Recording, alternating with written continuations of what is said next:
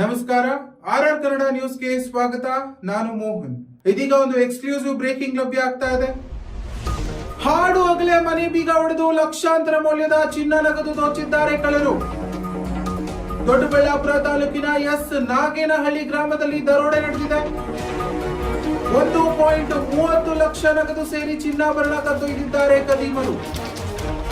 ಇನ್ನು ಗ್ರಾಮಾಂತರ ಪೊಲೀಸರ ಪರಿಶೀಲನೆ ನಡೀತಾ ಇದೆ. ಕಳ್ಳರಿಗಾಗಿ ಶೋಧ ಕಾರ್ಯ ನಡೀತಾ ಇದೆ. ಸಿಸಿಟಿವಿ ಸುಳಿವನ್ನ ಆಧರಿಸಿ ತನಿಖೆಯನ್ನು ಆರಂಭಿಸಿದ್ದಾರೆ ಪೊಲೀಸರು. ಹೌದು, ದೊಡ್ಡಬಳ್ಳಾಪುರದಲ್ಲಿ ಹಾಡ ಹಗಲೇ ಕಳ್ಳರ ದಾಳಿ ಆತಂಕವನ್ನ ಮೂಡಿಸಿದೆ.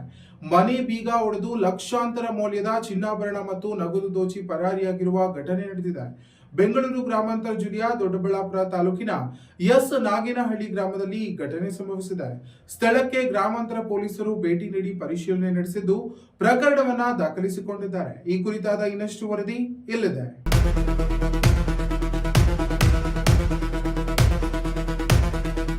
ದೊಡ್ಡಬಳ್ಳಾಪುರ ತಾಲೂಕಿನ ಎಸ್ ನಾಗೇನಹಳ್ಳಿ ಗ್ರಾಮದಲ್ಲಿ ಹಾಡ ಹಗಲೇ ಮನೆ ಕಳ್ಳತನ ಪ್ರಕರಣ ಬೆಳಕಿಗೆ ಬಂದಿದೆ. ಹೌದು, ಮನೆಯವರು ಹೊರಗಡೆ ಹೋಗಿದ್ದ ವೇಳೆ ಕದೀಮರು ಮನೆ ಬೀಗ ಒಡೆದು ಒಳಗೆ ನುಗ್ಗಿದ್ದಾರೆ.